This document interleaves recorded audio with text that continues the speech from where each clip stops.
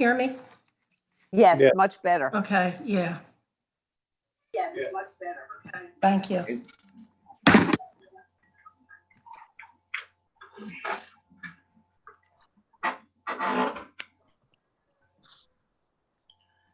We okay to start? The YouTube's not up yet. But Oh, yeah, hold, There there you there we go. Meeting come to order, please. The New Jersey Open Public Meetings Law was enacted to ensure the right of the public to have advance notice of and to attend the meetings of public bodies at which any business affecting their interest is discussed or acted upon. In accordance with the provisions of the Act, the Eastern Camden County Regional School District has caused notice of this meeting to be published by having the date, time, and place thereof posted at the 3 municipal buildings of the constituent districts, in the board secretary's office, and notification to forward it to the Courier Post and the Philadelphia Inquirer. Please rise for a flag salute. Mr. Katir, would you lead?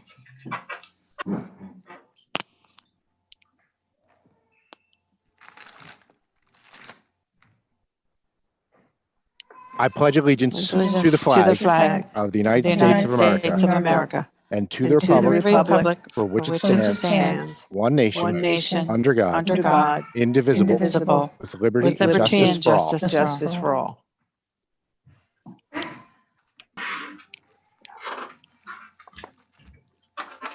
Thank you.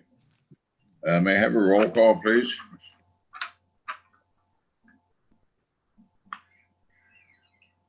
Where's Ken? Ken, you're on mute. I'm not even seeing him on the screen at this point. I see him. Yeah. All right, Oh. Okay. Here we go. let's try it again. Mr. Here we go. Brown, Here. Mr. Campbell,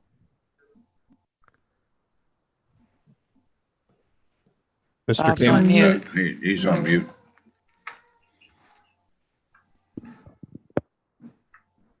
Here,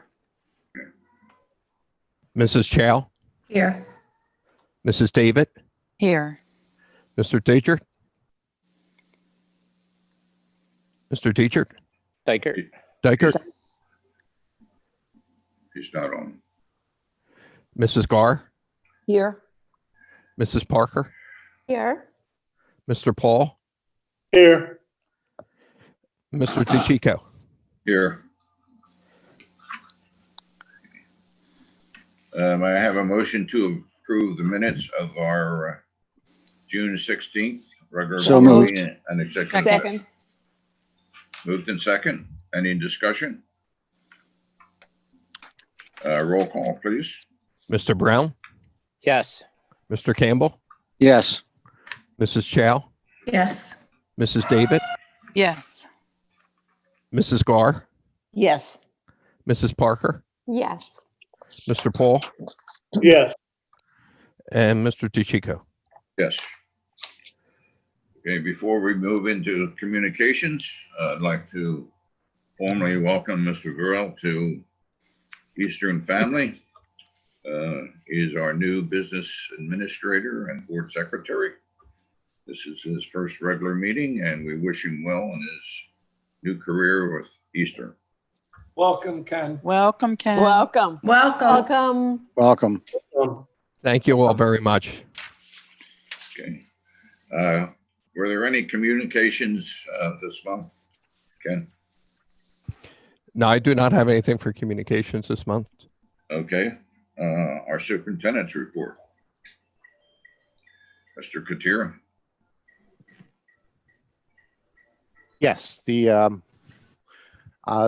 report this month is essentially all of the work on the reopening. So that will be mostly part of the presentation that's soon to come. In terms of HIB, there are no HIB cases to report for the month.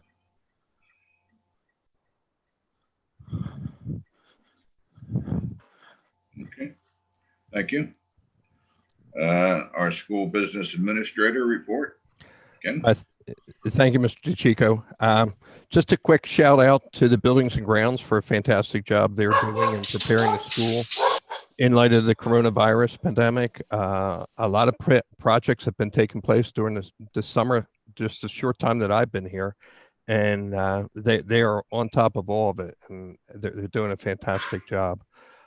Another issue is there's a New Jersey School Board's virtual workshop that's coming up on October 20th to 22nd. I'll circulate to the board members You have headphones or if you have any interest. you have, are you able to get into your email? Hello.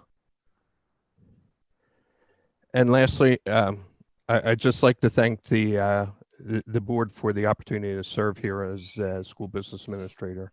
Are you able to get into your email or no?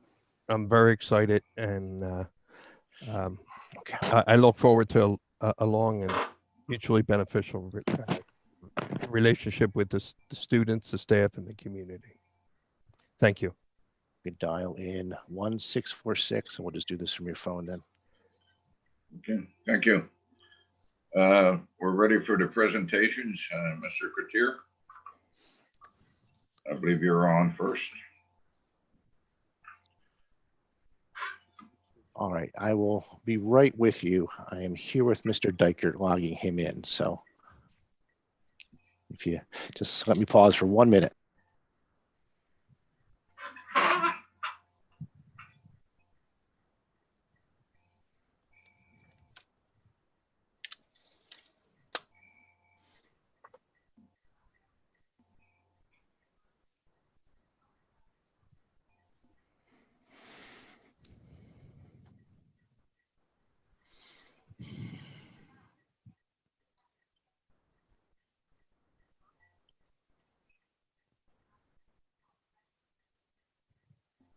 Okay.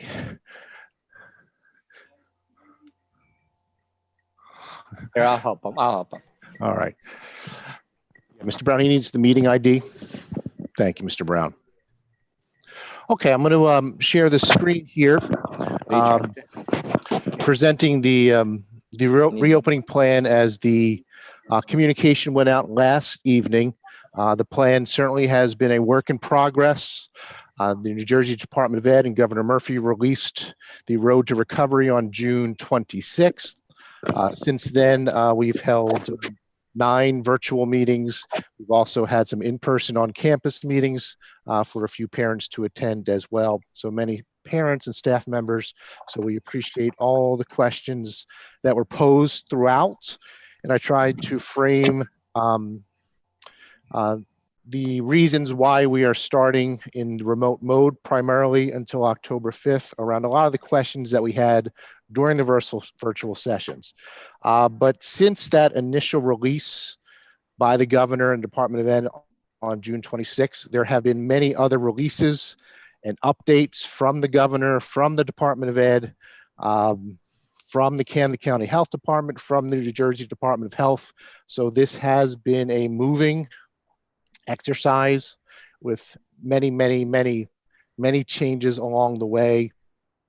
Some curveballs.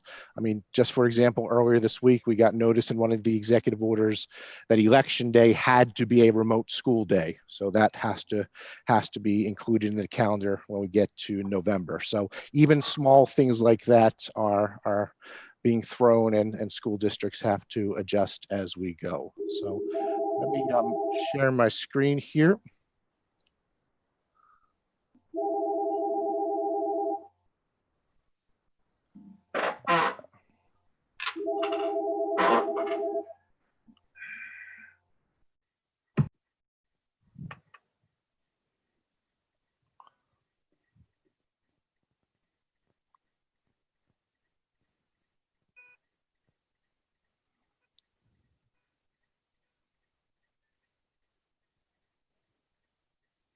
All right, so just a brief PowerPoint to frame most of the issues that we'll discuss, and then Dr. Borda, Dr. Roth, and Mr. Pico are also going to assist in the presentation as we go also. And then we will open up for questions as well. So the decision after reviewing the latest update from the governor last week and the latest New Jersey Department of Health guidance last week, it is my best recommendation that we begin the year instructionally in a remote mode, and then look at October 5th as the first on-campus day to begin the hybrid model. And certainly by the time we get to October 5th, hoping conditions improve, the way the overall plan has been designed, we could pivot in any direction, be it full day with lunch, half day without lunch, lots of different directions based on whatever the conditions are at October 5th. And hopefully conditions are well, contact tracing is going well, and everything else is good, that we will be up and running. Now, while we held the public meetings and the virtual meetings, we had sometimes 293 people. That was the largest number of parents and staff members we had join one of our virtual meetings. So lots of questions along the way. A good number of the questions were about what do we do if there's a positive case? And we had some information from the Camden County Health Department about 3 weeks ago about, whether it was the initial person who was infected or if it was a second degree or third degree. But that really wasn't specific to what the school would have to do in response. So we learned last Thursday for the first time what a school would do if there was a positive case in terms of any potential for shutting down, and whether there was more than one case, what was the potential. So as of last Thursday, that was brand new tech knowledge. It had not been shared. The plan itself, going back to June 26, certainly talked about the mitigating factors in building a plan, most of which really are most conducive for elementary schools versus a very large high school. And, it was our intent from the beginning to make sure we kept the core of our economic program for our students so they could have the courses that they wish to have, and then we could pivot in all the different directions that have been laid out in the previously shared plans. And if you do go to our website, we have a dedicated page that shows the entire history of all the meetings and multiple times that we unveiled the plan and added additional FAQs as we learned information along the way. So it was really this past Thursday that we had the specifics, and it included that if we have 2 cases, we are potentially needing to close for 14 days. And to start the year with that as a potential, putting all the work and all the, the needed organization, and then to potentially within the first week or so, then go to remote. So my recommendation is that we start in the remote. We have a nice smooth opening with our Zoom. And then that takes me to the second topic here. Another common question that was asked was, how much will students be able to participate in sports and activities, particularly if they were remote?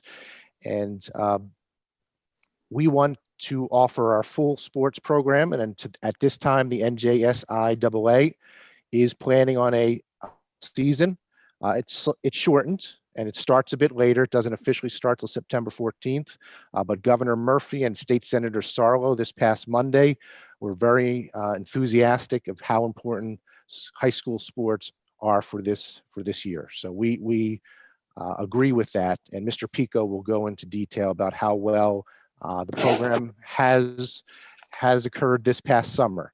And you might not realize this, I'm sitting in the media center and what used to be known as the senior high side, and we have about 75 students outside right now in the parking lot who are all part of the marching band, and they've been coming in multiple nights, and they also come in the day. So Mr. Stanton, the marching band team, has done a wonderful job all summer. So we know that our outside activities with sports, with marching band, we had multiple outdoor events with graduation. We held the senior graduation on July 15th with 342 seniors from the class of 2020.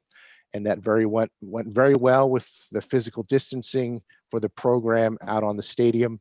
So we're very pleased with how all of the outdoor activities have occurred. And we want to make sure that every student has a way to connect with their peers, with our staff, be it through sports or through extracurriculars, and really enjoy those parts of high school. I know when I was a high school student, those were really the reasons I wanted to go every single day, was for sports. And if you were to hear, looking at our marching band, or if you were here in the summer, these students want to be in these programs. They don't want to be sent home. And there are times we've had to send students home if the temperature came back, or if we learned if they had been in contact with someone who was waiting a test. The students want to be here. So they are following all the social distancing protocols of the NJSIA that Mr. Pico and our athletic trainers and Mr. Stans are doing every morning and evening with Mr. Stans. And many of the parents, I believe we had about 200 students participate in sports just this morning. So it's hundreds of students each week are participating in our activities, and we want that to continue in full robust. And we're going to look in the first week to see if there's some activities that we could add, because we want every student to be involved in an activity. That's the positive social connection and that we want. And then the third concern that has come up was, well, it's really two parts. One related to the health. How are students going to be required to wear masks? And the governor did come out about 3 weeks ago and say that's mandatory in schools. And how are you going to make students wear masks? And certainly, if you've ever had to make a teenager be compliant all day long, it's not always the easiest. So that is a serious challenge, but it's absolutely necessary. And the question that went along with it, and it was in our very first meeting, the first question asked by a parent was, are you concerned about the ventilation on a hot day? And the answer is yes, we certainly are. We are looking at ways to add some air movement and ventilation to the building, but a lot of that's new technology, and we've talked to vendors, and that's not going to be installed in the immediate. Certainly, we hope to have it for spring when the weather becomes warm again, but it's not going to be installed anytime soon. So we really are looking for conditions that would be comfortable for students, comfortable for our staff, and we would be very supportive in social distancing, because we don't want to have a situation where we're in conflict with students all day long to wear their masks in a classroom. So that is a concern as well. So that's some of the explanation, a lot based on the questions that we had received. And those questions were asked repeatedly, because not everyone attended every meeting. There were some parents who attended all 9 virtual, and one parent who attended all 15 in-person and virtual meetings. So we're there as well. The other aspect of going remote to start, we could script the first 4 weeks of school. This was also a question, what are you going to do when there's holidays? How are you going to balance it off? So we could balance it from the beginning. We know we have an early dismissal day and a day off for the Jewish holidays as well. So we've already built around that, so the days in our schedule can be pre-programmed. We're looking to start the year with on-campus outdoor activities, where we'll bring in 2 grade levels per day, essentially 3-hour sessions per. We'll have the outside set up with our graduation chairs throughout the fields, opportunity for our students to interact with teachers by departments. And that will also be the day we collect textbooks, because we did not collect textbooks from last year. So we'll ask students to bring in their textbook. So we'll collect them on those Tuesday and Wednesday. The students who are home on that day, we will have a remote program. Dr. Toll is working with the administrators to cover a lot of the opening year expectations. Dr. Board is working with teachers. There will be a common lesson on how to use Zoom. We're going to work with our nurses to have a presentation on expectations for masks. So while there's students on campus, and we're going to have multiple bus runs, so we do have to work out all the details with the sending districts and buses and such, but we're pretty confident that's already set to go. So everyone will have something to do on both days on that first Tuesday and Wednesday after Labor Day to start the year. And then the first full week would be the week of the 21st, and then we would use that Wednesday as a way to distribute textbooks. We're working on a couple different ideas that would be the best way of doing it. And later in the presentation, you'll hear from Mr. Pico about freshman orientation that will be running in August, and that's linked with our iPad distribution also for the freshmen. Right? So from the earlier schedules that I had shared back in the end of July, I did make one shift, so we would start at 8:30, so the last class would end at 1:45, and the afternoon buses to bring students here for sports and activities would be at 2 p.m., 2:05, they would start to run, and most of the students would be able to be here by 2:30. Certainly parents can certainly drop their students off here, and we'll have a schedule for which activities are running on which days, because we will hold to one student per seat for the general runs. When we start having competitions with sports, we'll wait to see what the NJSAA says about proper busing, those types of information. So that was the change in the schedule from earlier produced versions of the schedule. Okay, I'm going to turn it over at this point to Dr. Borda to talk a lot about what they've been doing with preparing our teachers to work with Zoom, as well as the overall professional development plan. Please, Dr. Borda. Hello, everyone. So as we've spoken about in prior meetings, we'll be using Zoom as our primary method for delivering instruction when students are remote. So that's really going to allow for much more interaction between the teachers and the students than we were able to have in the spring. And we're looking at all of the different features of Zoom, especially things like breakout rooms. And obviously Zoom has all of the security features and waiting room and all of those kinds of things that we're making sure that teachers are aware of and know how to use all of those features. And by being able to start the year with that and making sure the students have a common understanding of what our expectations are going to be, then if we are to transition to a hybrid model, it'll allow for that very smooth transition. So our professional development plan for this year has 4 primary goals. First, we always have an instructional goal that's related to our Marzano evaluation model. So teachers select target elements in the model, and then they do reflections on those elements throughout the year. Our second goal in our district PD plan is related to technology. And as you can imagine, this is going to be a very big, has already been a very big undertaking for us.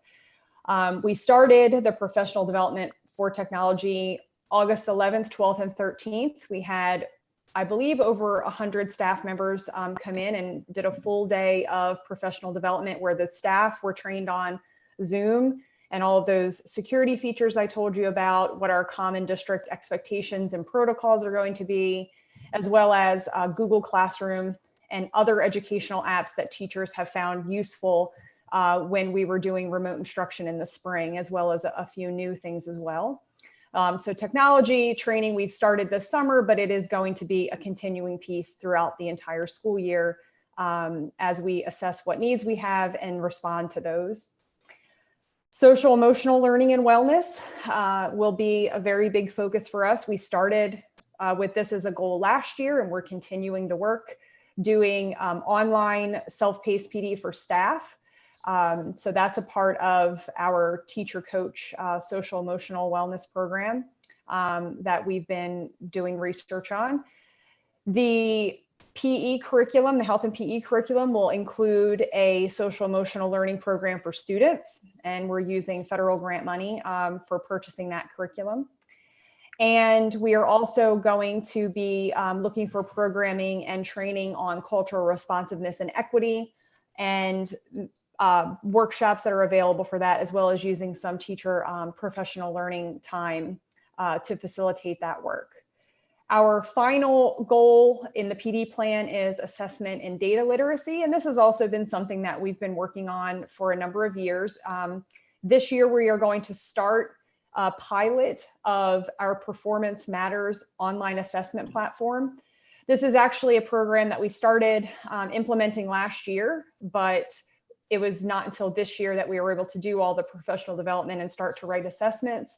And we're actually really hoping that we might be able to use that on a broader scale, especially for math assessments. So we're trying to figure out how we can really use this program and maybe expand the pilot a little more than we anticipated for this year. And that's going to be funded with our Title I grant money.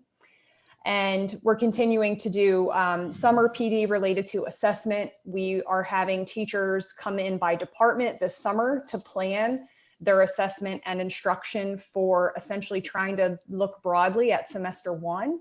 And then we will continue that assessment and data literacy work throughout the year in the teacher professional learning time. And then of course, our professional development plan also always includes all of the state mandated professional development. And we do that with an online provider. We've been doing that for a number of years. So those are our 4 goals for our district PD plan.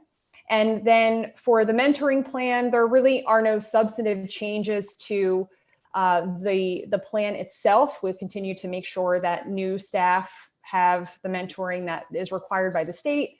And also we provide unofficial mentors for any experienced teachers who are joining our staff who may not require state mentoring, but we always pair them with an experienced staff member at Eastern.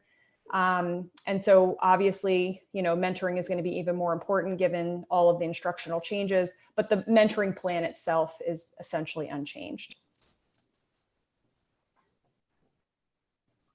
Thank you, Dr. Borda. All right, Dr. Roth, we're going to switch to social emotional wellness. Great. Good evening, everyone. I'm going to just take a quick historical context to what Dr. Borda mentioned previously, that we did start a social emotional wellness initiative last year. We established a mental health committee. We had a provider come in and work with our staff about school culture. I did a presentation in the opening week about children and trauma and how teachers can best deal with that in the classroom. So we were on to something there, reading some research. Then when the road back came out, the guidance from the New Jersey Department of Education and the governor, I started to do a little bit more research along with Dr. Borda and Mr. Susko.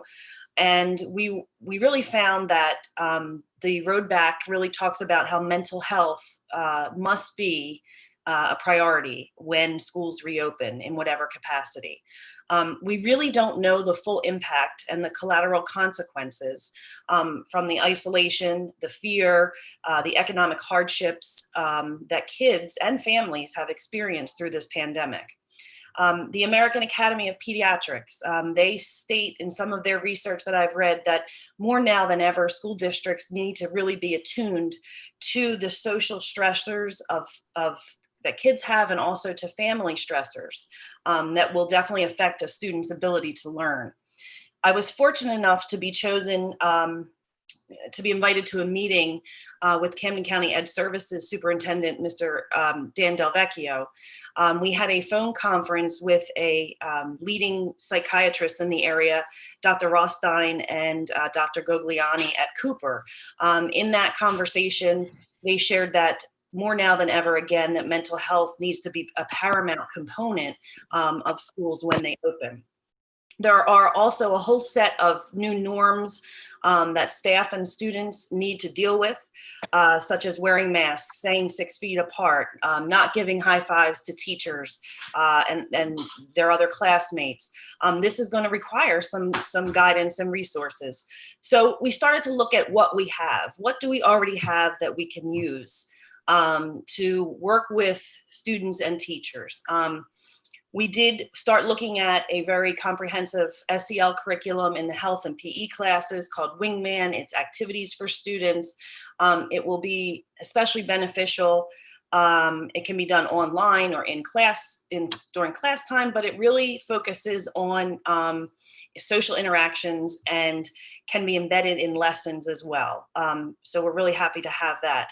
We also did have a small online resource for teachers, and we'll talk more about that in a second, that dealt with anxiety, school phobia, actually how to specifically deal with kids who are experiencing direct trauma and in their family, and how to deal with that in the classroom. We also have Student Alliance. Student Alliance helps our freshman students transition into Eastern. For our staff, we have an employee assistance program where they can access psychologists and clinical therapists outside of the school day. We also collaborate with Camden County Ed Services. They have been working for a while on getting a mental health clinic up and running in schools.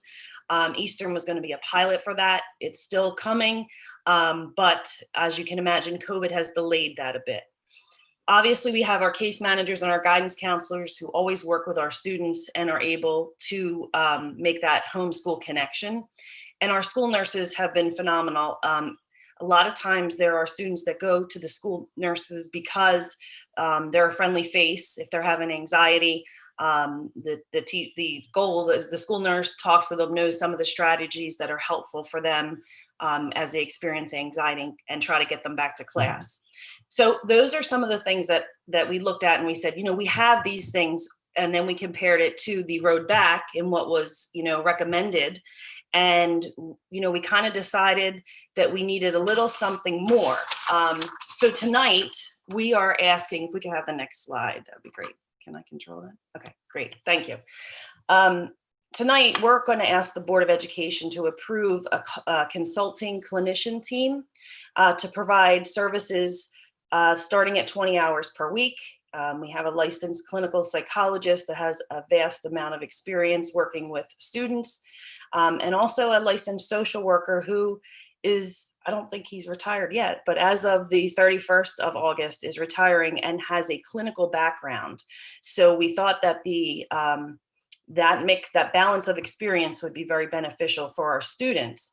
The goal is that they do things such as provide support to our staff at department meetings and professional learning communities, conduct virtual town halls, small group mentoring, and online meetings with students who are directly impacted by COVID-19. This also includes students who are experiencing secondhand trauma. They know someone who's experienced loss or hardship. Provide teachers and administrators and counselors with facilitation skills.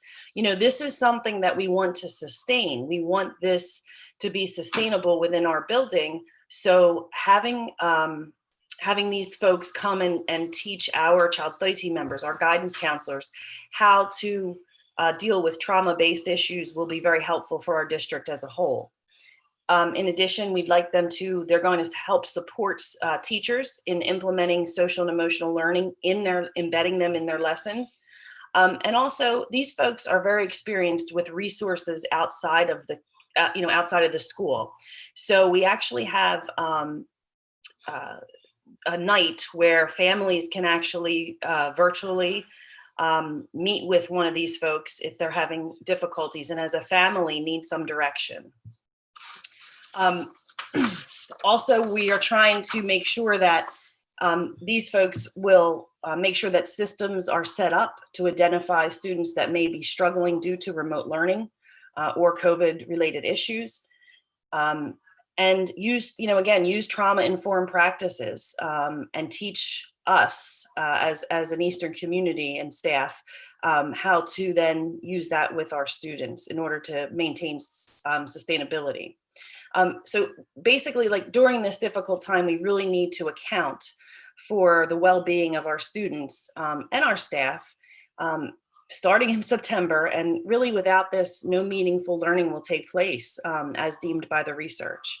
So thank you for your time. Thank you, Dr. Roth. And we're going to turn it over to Mr. Pico to talk about the programs that have been running this summer and plans that we have going into the fall. All right. Good evening, everyone. Like Mr. Coutier alluded to earlier, we've been very busy with our students over the summer, trying to get back in the swing of things. So our summer recess session started on July 13th. From then, we're about 5 weeks in. We're seeing about 900 to 1,000 kids a day. I'm sorry, a week, excuse me, that are coming through our campus with our sports conditioning programs, our fall sports that are in the morning, couple in the afternoon, and then with our marching band that has been, like Mr. Coutier alluded to, probably still going right now. I'd like to thank our two athletic trainers, Casey and Marissa, as well as John Stans, for all their help, and all the coaches and even the players for doing what's been asked of them. We are screening kids. We're going through the process of the questionnaire as well as temperature taking every morning, and it's been very successful. Couple bumps in the road, like Mr. Coutier alluded to, but nothing concerning, and we've been continuing in a very positive manner. And we're continuing till August 28th. August 28th, the NJSIAA will shut us down, all schools down in the state of New Jersey, to a virtual dead period, so that all schools can open in their own way. So there's no distractions with any after-school activities, so that we can get the academics down before we reopen for sports. That reopening, like Mr. Coutier mentioned down in that third part also, is going to be on September 14th.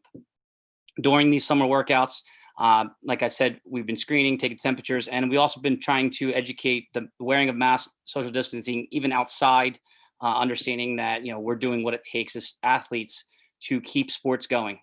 That's our goal at Eastern. In the summer, we're trying to keep things moving in the positive direction so that we don't have any cases, and we're doing everything properly.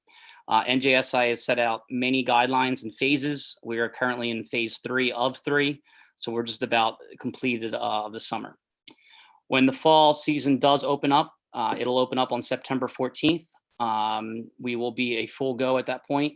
Our normal practice, it is a delayed season. Normally we start on August 10th. So we're about a month delayed. Once we start, our competitions will begin October 2nd, roughly October 1st, 2nd, depending on the sport. We are just confirming our new fall schedule as of just 2 days ago, that we've revamped the whole entire fall schedule in the Olympic Conference. So that is being put out on our websites. Probably by Wednesday, we'll have it completed. Like we said before, every effort, once we get to the fall, will be for student interaction and student involvement, I should say. We are planning the transportation back to Eastern, continuing the screening process, but getting our advisors involved, having meetings if we can outside, and really creating that connection with our students on the activity side as well as the athletic side, so we can continue that part of the social emotional part of education. Lastly, we're going to end this summer next week with our new freshmen coming in. Normally we have a 2 full day transition camp. Obviously with COVID, we cannot do that. Mrs. Fox and Miss Bedell Jackson and their team have put together a great alternative for our freshmen. I know there's tons of anxiety to coming into high school as well as coming in during this. It's got to be overwhelming for our incoming freshmen. So we have the parents can sign up for the transition camp on our Family ID on our website. And what that's going to give for them is our Student Alliance members, as well as our student advisors, are going to put together in one session, we're in little pods of 10, they're going to be signing up for sessions, and they're going to get a 30-minute kind of we're going to do an outdoor meeting with upperclassmen so they can kind of explain how Eastern is and answer any questions that the students are anxious about. And then they're going to have their schedules. They're going to go on a 30-minute tour of the building. So they're going to walk them around in small pods in the building, obviously abiding by all our guidelines, but understanding the hallways and where their math classes and where their social studies classes and where their English classes, just so when we do come back in the building, they have a little familiarity with it. At the end of that session, they will get their iPad from technology, so that Mr. Smart is setting that up so that all the freshmen that come can get it done. We can get that set. And then our class of 2024 class advisors will also be there to welcome them, also to try to get them purchase their class t-shirt, because obviously they're an Eastern family member now. We want them fully involved and get going. We are also telling all our freshmen, unfortunately, we're starting remotely, but we're really urging them to go on to our website, and the Student Alliance are going to help that, show them all the clubs and opportunities they have to get involved. And then this way we can get out information to all these new freshmen, as well as all our students at Eastern. So we're looking forward to working pretty hard to keep that interaction with our students. And like I said, a shout out to our trainers and the rest of my department, Mrs. Hornbach for what she does, and Mrs. Hunter for all she's doing. Thank you. Thank you, Mr. Pico. Appreciate all the contributions, Dr. Roth, Dr. Borda, and the entire administrative team throughout this process. And again, we had hundreds of parents. Our board members were part of our public meetings that we had. So we tried to keep everyone as informed as we could on our website for those who could not attend. And, entering freshmen into our communication system with our seniors graduating later. So we tried to do the best we can with how everything really was all coming together. So I know there's probably many, many questions. A lot of them have been asked in the virtual sessions that we've held. So please do look at our website. There's an FAQ. There's the agendas of all the different meetings that we've had. We're in a position where these are not the decisions we wanted to make. But what we want the most is a successful start to the school year and for students to enjoy Eastern from the start. And for our teachers to work with Zoom. We began last spring exploring which would be the best live platform. Dr. Borda and Mr. Smart, there was lots of news about how Zoom and Zoom bombing and all those. So that was initially a concern. So we looked at other WebEx, all the different platforms, but Zoom, we found, made the most effort to improve their security. We are not using the free version of Zoom. We have purchased a professional version of Zoom, so that has extra features that Dr. Board has talked about. So we do feel that that is going to dramatically improve the experience from last year, because the two main criticisms we had from last year were there needs to be more live interaction. So we're doing that with Zoom. The opposite criticism was that it's too much. Some students just found 4 hours a day in the environment where it was, screencasts and recorded lessons, and they're doing assignments and chatting through Google Documents, that it was too much. And that's one of the reasons we're staying with that asynchronous Wednesday day. There's a schedule. Teachers will check in with students, but we want to counterbalance those two criticisms. One, how do we increase live interaction? With some students found it to be way too much. I am hopeful that we come back in person, things go rolling along, and we are back to a full 5-day week. That's ultimately our plan, to get back to the full 5 days as soon as we possibly can in the condition. And we could do that without much changes, just some tinkering of the time schedules.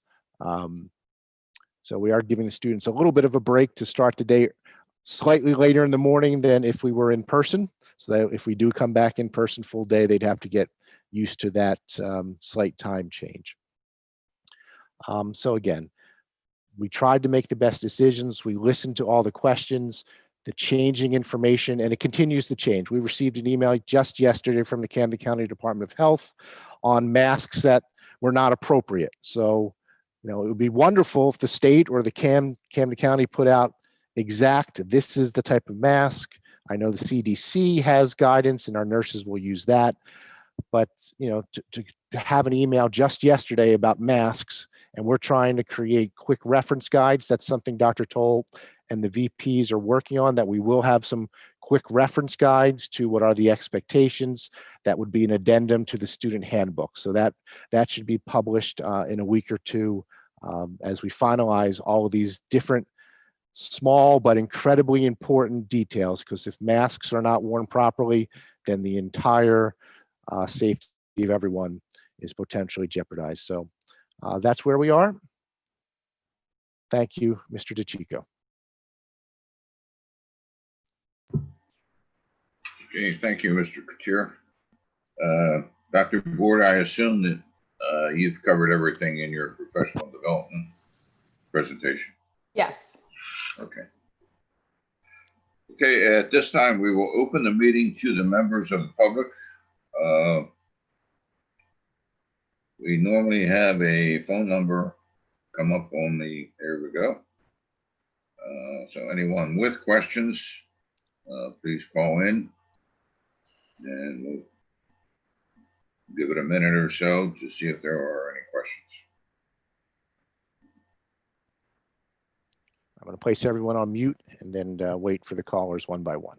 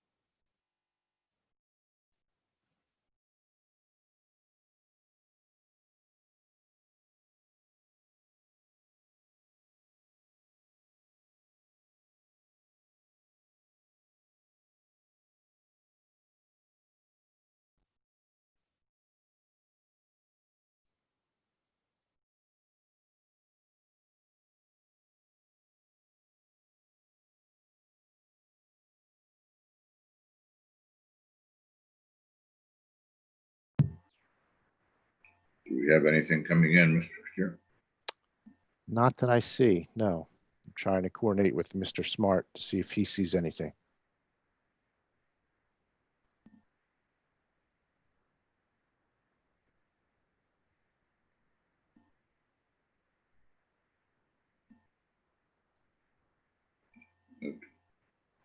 We will have a second public meeting opening later. So if anyone does wish to call in with questions, you're free to do so at that particular time. I will close the meeting to the members of the public, and I need a motion to approve items 1 through 8 and purchases and investments. So moved. Second. Moved in second. Are there any discussions on 1 through 8? Roll call, please.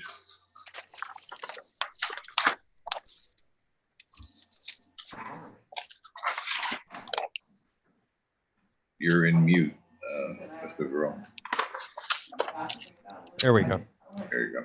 And Mr. Brown, Yes. Mr. Campbell, Yes. Mrs. Chow, Yes. Mrs. David, Mrs. David, Yes. Mrs. Gar, Yes. Mrs. Parker, Yes. Mr. Paul, Yes. and Mr. DeChico. Yes. Mr. Diker, yes, also. Oh, okay. Oh, okay. Good evening, Dennis. Evening. Okay, under matters of personnel, I need a motion to approve items 1 through 23. So moved. Second. Moved in second. Any discussion? Mr. Katir, do you have any issues on 1 through 23? For a minute. No, we are good with our positions. We did have some changes in staffing at the end of the year. One key one is we had a change in staff positions to the child development program. So we were already limiting that program to begin with. So we hired a business teacher and created extra electives within our business department, and worked with having the students who were originally in child development move to different programs. So that's the key impact on staffing changes and through the year, through the summer. Okay. Any other comments or questions? Roll call, Mr. Burrow. Mr. Brown, Yes. Mr. Campbell, Yes. Mrs. Chow, Yes. Mrs. David, Yes. Mr. Dietrich, Yes. Mrs. Gar, Yes. Mrs. Parker, Yes. Mr. Paul, Yes. Mr. DeChico. Yes. Okay, education, Mrs. Davis. May I have a motion to approve items 1 through 11, please? So moved. Second. Motion and second on items 1 through 11. Any discussion? But I feel like elementary starting some history of like, you know, that he didn't have someone and started having someone and then he got approved to have like $2,000, but like same time, like stripped like $11,000. She's like, That's Elena, that's your mic.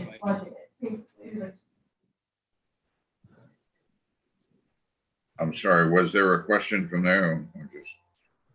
No. Idle. Okay. Roll call on items 1 through 11, please. Mr. Brown, Yes. Mr. Campbell, Yes. Mrs. Chow, Yes. Mrs. David, Yes. Mr. Teacher, Yes. Mrs. Gar, Yes. Mrs. Parker, Yes. Mr. Paul, Yes. Mr. Tachiko. Yes. Policy, Mrs. Chow. May I have a motion to approve item 1? So moved. Second. Moved in a second on item 1. Is there any discussion? Okay. Seeing none, roll call, please. Mr. Brown, Yes. Mr. Campbell, Yes. Mrs. Chow, Yes. Mrs. David, Yes. Mr. Teacher, Yes. Mrs. Gar, Yes. Mrs. Parker, Yes. Mr. Paul, Yes. and Mr. Tachiko. Yes. Athletics, Mr. Paul. Excuse me, are we not doing item 2 on policy? I don't, We only moved on item 1.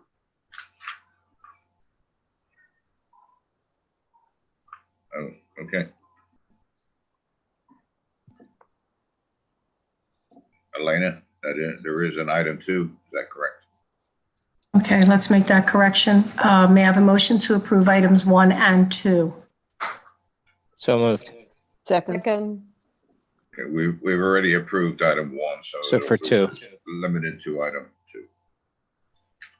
2. Roll call, please. Mr. Brown, Yes. Mr. Campbell, Yes. Mrs. Chow, Yes. Mrs. David, Yes. Mr. Teacher, Yes. Mrs. Gar, Yes. Mrs. Parker, Yes. Mr. Paul, Yes. Mr. Tachiko. Yes. Okay, athletics, Mr. Paul. I have a motion for items 1 through 12. So moved. Second. Okay, moved in second on 1 through 12. Do we have any discussion? Okay, hearing none, roll call, please. Mr. Brown, Yes. Mr. Campbell, Yes. Mrs. Chow, Yes. Mrs. David, Yes. Mr. Teacher, Yes. Mrs. Gar, Yes. Mrs. Parker, Yes. Mr. Paul, Yes. and Mr. Tachiko. Yes. Student activities, Mrs. Parker. Can I please have a motion to approve items 1 and 2? So moved. Second. Moved in second on items 1 and 2. Do we have any discussion? Okay. Seeing none, roll call, please. Mr. Brown, Yes. Mr. Campbell, Yes. Mrs. Chow, Yes. Mrs. David, Yes. Mr. Teacher, Yes. Mrs. Gar, Yes.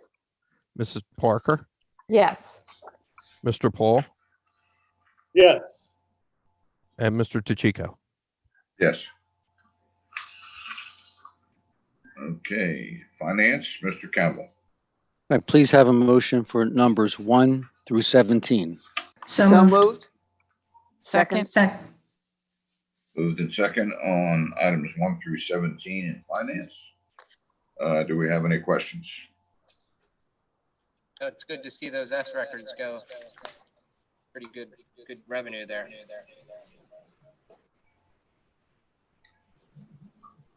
That's it. Okay. Any other questions or comments? Roll call, please. Mr. Brown, Yes. Mr. Campbell, Yes. Mrs. Chow, Yes. Mrs. David, Yes. Mr. Teacher, Yes. Mrs. Gar, Yes. Mrs. Parker, Yes. Mr. Paul, Yes. and Mr. DeChico. Yes. Property, Mr. Diker. Yes, sir. Make a motion to approve items A and B. So moved. Second. Okay, moved in second on item 1 under property. Any discussion? And roll call, please. Mr. Brown, Yes. Mr. Campbell, Yes. Mrs. Chow, Yes. Mrs. David, Yes. Mr. Teacher, Yes. Mrs. Gar, Yes. Mrs. Parker, Yes. Mr. Paul, Yes. and Mr. DeChico. Yes. Okay, under information items, committee reports, executive planning, Mr. Brown. Yeah, nothing really to report other than what Robert's gone over. Most of what we discussed in the meetings were equipment needed for cleaning and a lot of stuff that we approved previously tonight. Okay.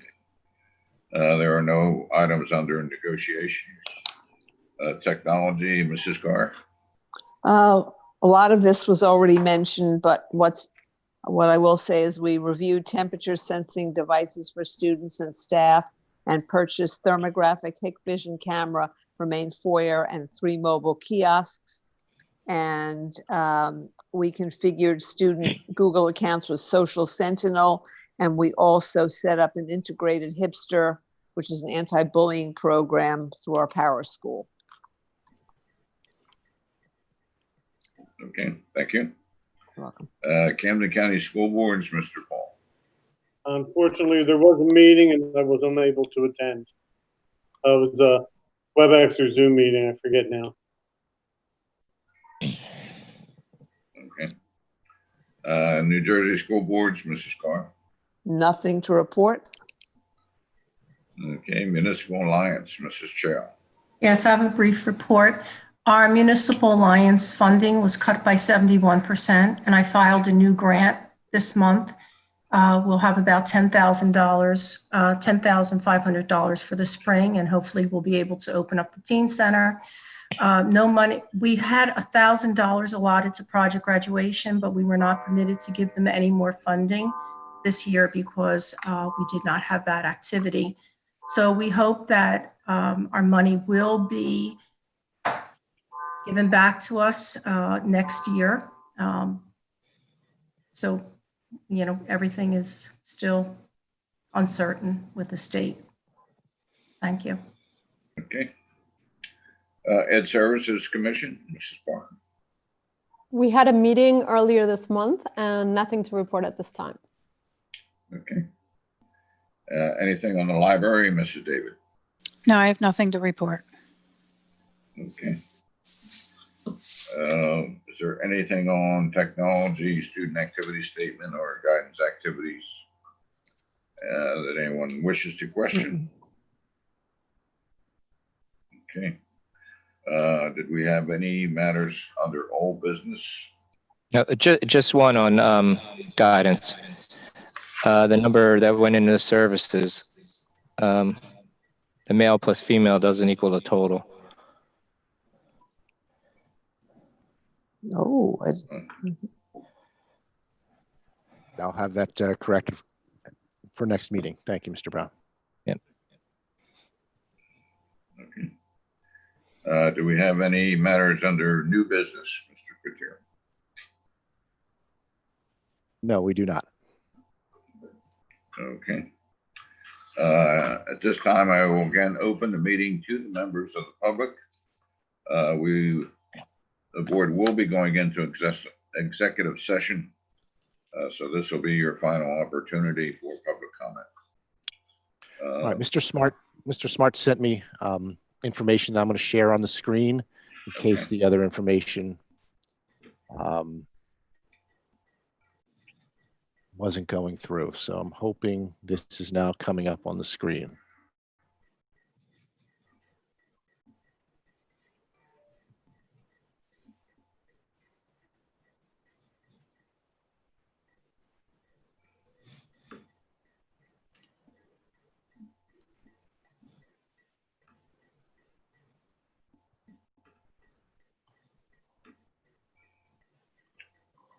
Okay, we'll leave that up for a minute or so and see if there's any callers.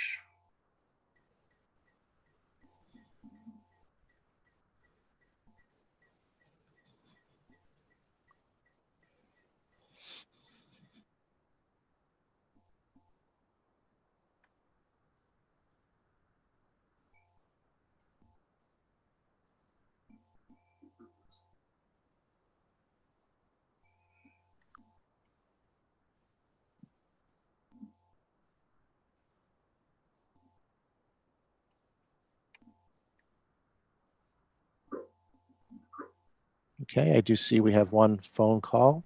All right, so we do have a couple. So we're gonna start letting people in. Hello there, if you could please identify yourself and tell us your address, the town you're calling from.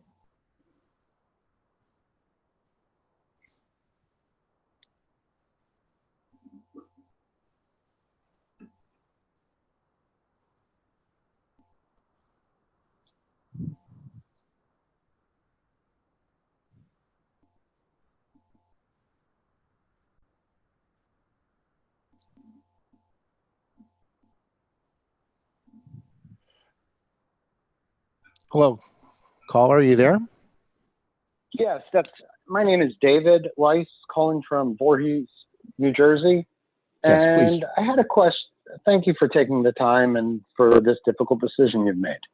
I would like to know, because the teachers would probably.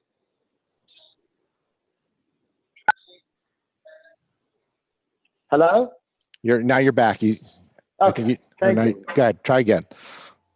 So I wanted to ask if the teachers, and everyone knows their best environment to be able to teach our children would be in the classroom. I would like to know if they would be in this most comfortable habitat to teach them, or would they be teaching from home? If I shared with staff several weeks ago, and I did include in a sentence in this message, and I have spoken with our association leadership. If there is no stay-at-home order, the expectation is that staff will be reporting on a daily basis. We were one of the first districts to bring back our 12-month employees back in June. And so if there is no stay-at-home order, employees are expected to be on campus. And I could tell you, we've had more than 100 of our staff members come in for different types of professional development in August. And honestly, that was the first question I received from our staff members. Even if we're remote, are we going to be allowed back on campus? So that will be the standard expectation. I will say, however, there are existing laws that all employees are allowed to use. So we will have to evaluate any requests for special circumstances, and we'll be doing that. So are you talking about FMLA, and if they? Is that what you're speaking of? Well, there's the ADA, certainly. There's the FMLA, and there were the first Family Coronavirus Response Act was passed in April, and it continues through December 31st. So there's also additional leave alternatives for employees as well, not just specific to schools. They have to meet criteria of all employers. So those aspects will will be discussed, which each employee who may qualify, but the general expectation is we'll be on campus. And so many of our staff members are involved in our extracurricular and our sports, and they want to be in their classrooms. That really hasn't not been a pressing issue, as I know some other districts have had that concern. I know it was in the newspaper last week. Elizabeth had an issue. Right. Nearly 400 teachers were not going to report. So we have not had that with our teachers. If all of the senior events that we had, if it wasn't for our volunteering teachers, including coming out on weekends for some of the events, we did delivery to seniors' homes with their diplomas. So we've had tremendous commitment from our staff, and we're looking forward to everybody being back on campus, particularly with September 8th. Well, that's wonderful to hear. Thank you. Yes. All right. All right, I'm going to duck out. Thank you. All right. I think there's one other caller. Hello. Yes. Hi there. Please, can you identify yourself and the town you're calling from? Hi, my name's Karen. I'm calling from Voorhees, New Jersey. Hello, Karen. Hi. I was wondering, I've heard of other schools that are bringing in their special needs kids.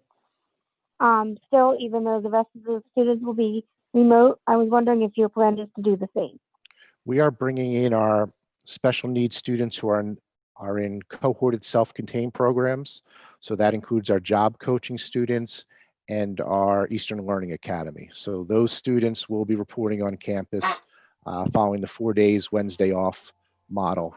And the exact schedule is going to be worked out with Dr. Roth and teachers, because some of those students have very unique schedules.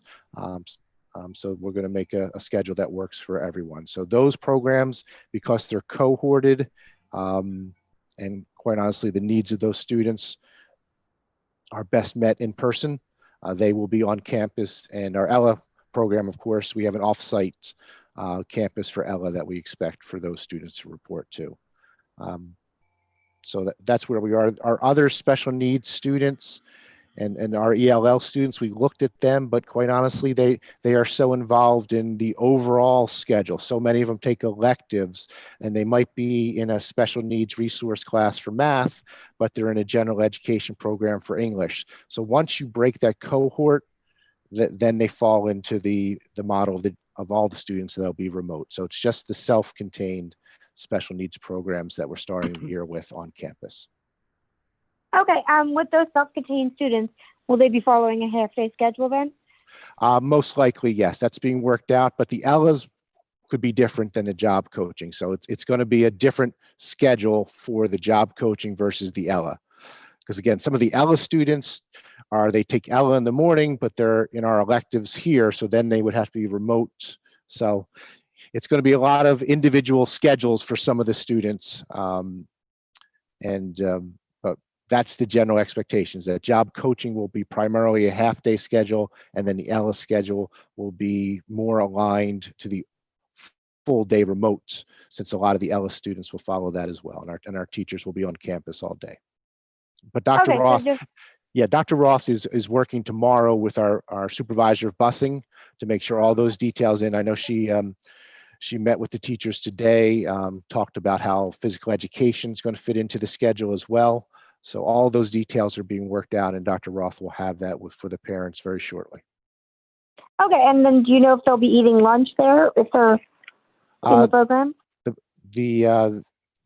Dr. Roth, if you wish to jump in, I know you talked about having a snack opportunity for the job coaching. Yes, thank you for the question. Again, this is new in progress, but what we're thinking right now is that the job coaching students will be able to bring a snack, and the Eastern Learning Academy or the Ella students will be able to bring a lunch, and lunch will be provided for those who can't bring their own lunch. But that's what we're thinking as of right now. More deliberation tomorrow over this. All right, thank you so much for the information. Yes, thank you for the question. And please, reach out to me if you have any further details. I might have something for you tomorrow afternoon, maybe. Okay. All right. Thank you. Thank you so much. You're welcome. Okay, I'm going to admit another person waiting.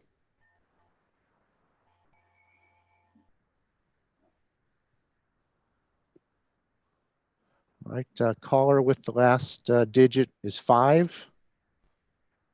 As soon as you have your audio up. Yes. All right, please let us know who you are and which township you're calling from. Marcy Rosenstein from Voorhees. Hello, Marcy. Thank you for calling. Sure. Am I supposed to ask now? Yes, please. Sorry. I think I have a delay. I have a few questions. The first is, I didn't, on the schedule of the outdoor openings, can you explain how those are structured and how they're going to go? I also, you mentioned an orientation for 9th graders and that Student Alliance members would be helping out with those. So does that mean that current Student Alliance members are going to be getting communication about that? My third question is for Mr. Pico, and is there a chance that the indoor sports like volleyball are going to happen? All right, so Mr. Pico will answer questions 2 and 3. I'll take care of question 1. So the plan is that we're going to bring in all grade 9 students at 7:30 would be the drop-off time, and they would be with us until about 10:45. And they're going to be outside. We're going to use the graduation chairs set up on different fields, and we're going to have teachers in departments. So all the 9th grade English teachers, all the 9th grade math teachers would then meet with the group of students. And then they would leave at 10:45. They would walk around one way of the campus as the 11th grade students will be coming to the back of the campus to start at 11 a.m. and they would be with us till about 2:15. So the idea is to, one, drop off their textbooks, particularly grades 10, 11, 12, because we did not collect them at the end of last year.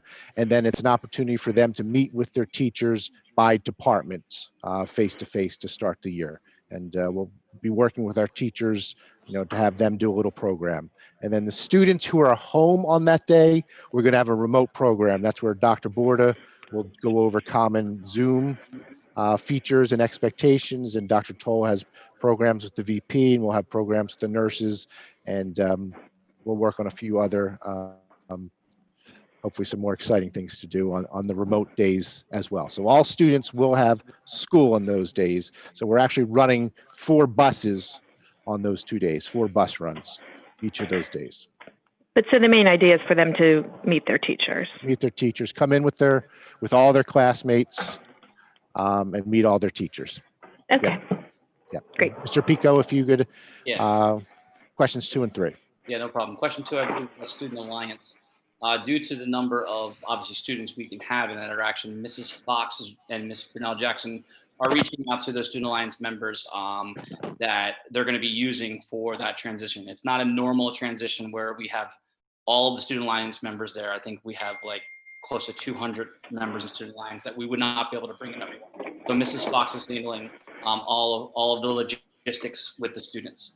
Your question number 3 was, I believe, about girls volleyball. As of right now, the plan for girls volleyball is to move forward as planned, like a normal season. There may be some limitations of there could be a limitation of no fans. There could be a limitation of one level in the gym at a time. For example, a varsity game, then they have to leave, then a JV game. The NJSIA has not released any guidelines for volleyball since that is the only indoor fall sport. So I'm waiting further, I guess, clarification on that. But we are planning at Eastern, like we've done all summer. Volleyball's been outside all summer long. Yeah. Coach Armour, we are planning to continue that until we are able to get in the gym and utilize that fresh air and all that. But we are definitely not looking to put them at any disadvantage. But we're waiting on further guidelines from our governing body. Okay. I really appreciate that. It's, heartbreaking to not have a senior season, as you know. So we'll keep our fingers crossed. Thank you. No problem. All right. I am going to enter the last phone number is 2. I'm going to hit the emit, so it'll take a second for them to check in. All right, but caller, as soon as you're able to identify yourselves and let us know which township you're calling from. Keep our fingers crossed. Thank you. No problem. All right, I am going to All enter. right, caller with the end. Last phone number is 2. You're now in the session if you have a question. Hi, yes. Hi there. Hi, As soon as you're able to identify yourself. Yeah, you this might have- is, I sorry, think there is like a delay or whatever. Yes. This is Dale Kushner Brooks. Hello, Mrs. Kushner. Hi, how are you? Good. Good. I do have a couple of questions. First of all, thank you very much, everyone. I know this has been really arduous times.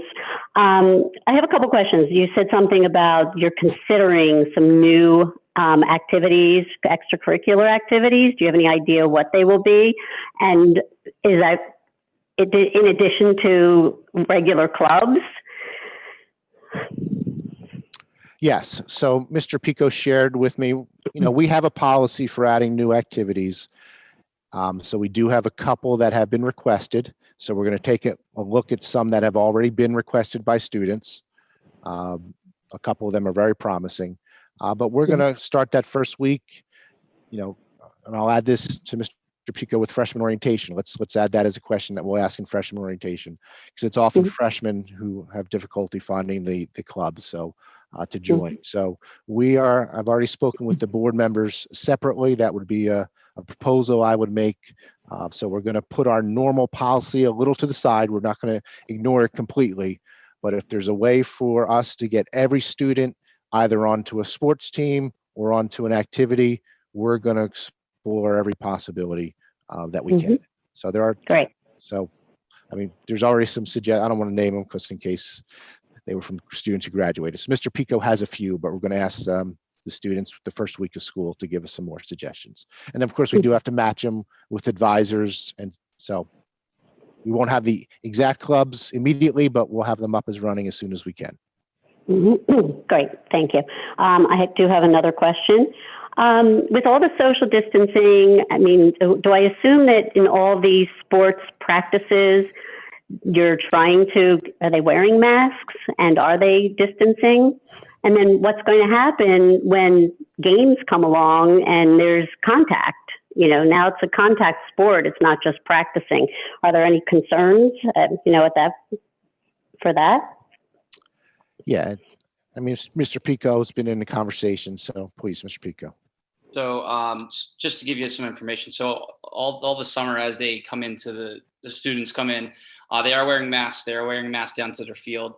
The guidelines that we're given is that all students, athletes that come to practice, and anytime they're not doing an exercise or part of their practice, they are expected to wear their mask. If they're out running and doing their things, they are socially distanced and they're working on their stuff. We have, progressed, like I said earlier, progressed into phase 3, which under the NJSI guidelines allows for a larger group. It was started off as small pods, and we worked to larger groups within our sports. There has been no contact. There has been none of that yet. But when September 14th comes around, it is expected to start as normal. The NJSA guidelines have it, recommendations of obviously coaches are wearing masks at all time. When we get to competitions and fans are going to be expected to wear masks. Referees are expected to wear masks as much as possible. So there is definitely a lot of consideration to all of that. But as we're seeing in other high schools that are starting in the South, that they are having sports and they are taking as much precaution as possible. And I agree with you. When we have an actual sports competition, there will be close contact. And the Olympic Conference ADs have also been in meetings to make sure that we as a conference are also doing everything in our possible, and we're all doing the same thing to protect our student athletes. Got it. I have a final question, and I know that it was said that, the nurses staff would be talking about masks, mask wear, proper wear. And unfortunately, many, many weeks ago, it was stated by the experts out there that a bandana was sufficient, and then gaiters, and now they're saying no. So is there going to be a strict rule in the school for what type of mask is worn, and that I believe that gaiters and bandanas should not be part of this at all? Well, that wasn't specifically addressed in the email yesterday from Camden County Department of Health. They addressed the issue that actually was even a few weeks older about vents in masks. So I am hoping we have a county-wide meeting on Friday. And we usually address some of topics like that. We spent 2.5 meetings talking about the temperature issue so far. So that will come back as an issue. Certainly the CDC has specific directions, and we'll see what the Camden County Health Department, how specific they will be in limiting the masks. Because yes, it's been it came out 2 weekends ago that gaiters are even less effective than wearing a mask at all. So, the science is ongoing, and the best we could do is just to keep contact with the Camden County Health Department and their best recommendations. Okay. I mean, and yes, and to what you just said, I mean, not only are gators are actually could actually create a more risky situation. So, yeah. Yeah. Yep. Okay. Everything's a moving target, that's for sure. All right, Mrs. Great. Kushner. Great. Thank you so much. Bye-bye. Mm-hmm. Bye-bye. All right, I'm going to let in let's see, we have a caller that phone number ends in 1. So I'm going to admit the person whose phone number ends in 1.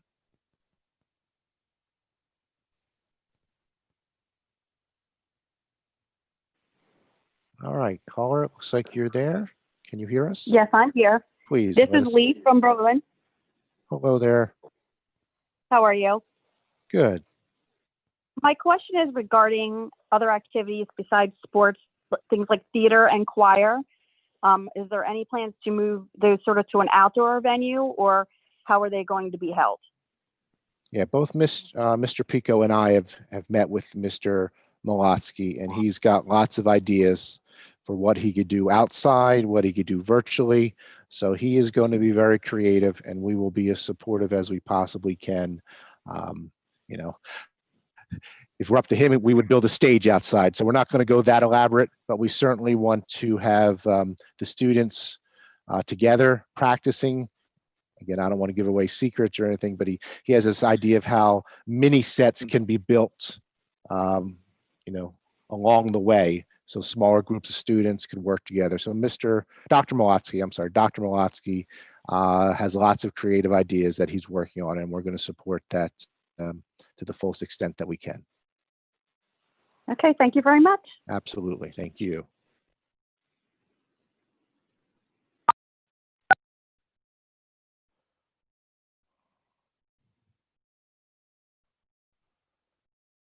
Okay, I'm going to let in the caller. The last 2 digits are 73.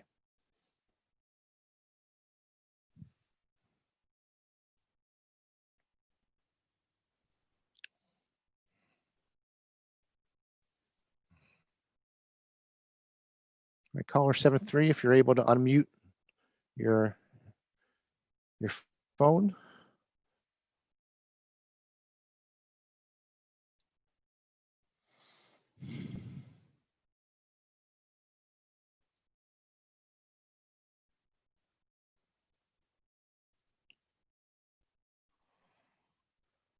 One more try. Caller, are you able to, last 2 digits are 73. If you're able to unmute your phone, you are in the session to ask a question.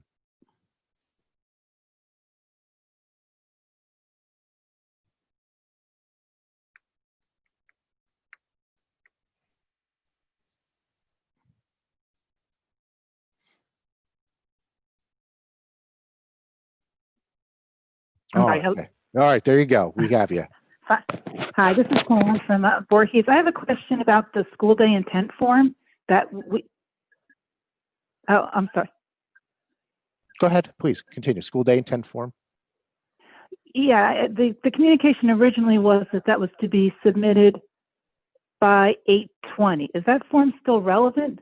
Yeah, we will ask you to please complete that form by tomorrow, because we do want to get to work on separating students into A and B. I know Voorhees Township has already divided their students, so we're going to reach out to them to address the students in the middle of the alphabet. So we do want to get to work on that so we can provide parents and students the breakdown and all the busing information as soon as we can. So yes, we do ask you. We have as of about 2 o'clock this afternoon, we had 1,100 responses. So we still need about 800 plus more to come in. So please, But tomorrow. there's a lot that can change between and October 5th. So how binding is the decisions that are submitted tomorrow? There is no binding, absolutely no binding. And we will be adding to Power School a form where you could change your initial request. We are not, we will make it, you could change your mind and go from remote to in person or in person to remote. We have, the way we're doing our model, there's a seat in every class for every student. The busing is a little more complicated, but our supervisor has been working on it for weeks now, already ready to go with all the students. That's the one that's really more critical. So if someone switched who was on remote and they wanted to come in person, we'd have to make sure that with the busing, that any adjustments would have to be made. But having a seat in the class, that will be there. So that'll be built into Power School. We're formally saying 10 days just in case, but it should take no more than a few days to process. So please make It your. could actually, but it could actually be two separate. I mean, I could decide that I'm going to send my children to school, and right now I may say that they can ride a bus, but I may I may continue to allow them to go to school, but decide that I'm going to transport them. Good point, and we'll make sure the change form will include if they change in transportation mode as well. Thank you for pointing that out. I will take a note on that one. Thank you.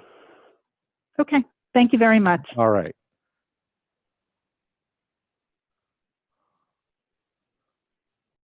All right. We have one more caller. Last phone number, last digit is 3. I'm going to omit the caller.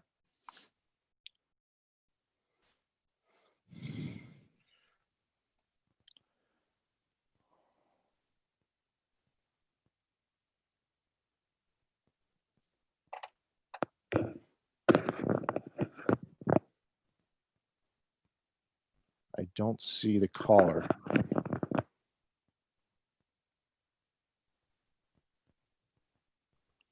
It looks like that caller dropped off, so maybe they were no longer there. So we'll give it one more minute just in case anyone else calls in or that caller tries to call back.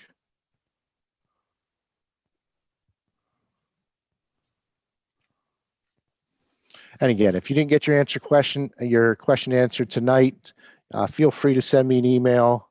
If you have a question about instruction, Dr. Borda, Dr. Toll is working with the VPs on some of the student expectations. So that's going to over the next week or so. And a lot of the details of those first 2 days, we're going to work out. We have to talk to our teachers, make sure, because the teachers have not been brought in for that purpose. So that's things we'll talk about during in-service week and start communicating with them as well. But, we want that live interaction to start the year, and our outside activities have gone extremely well. So we want to build on the things that have gone well. All right, Mr. DeCicco, I do not see any callers in the queue, so I'll turn it back to you.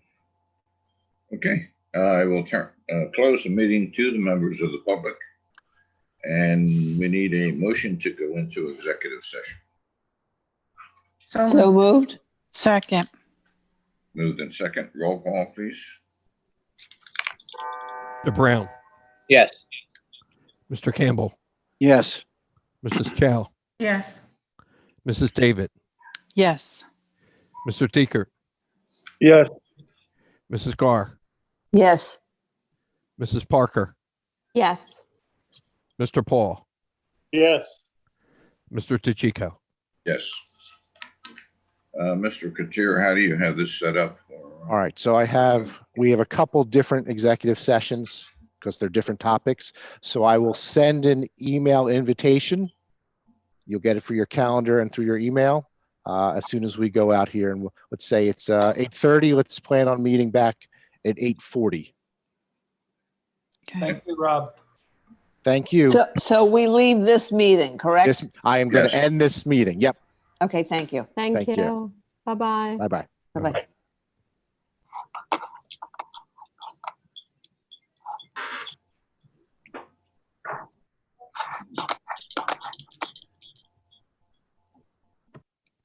The inside one or the hall?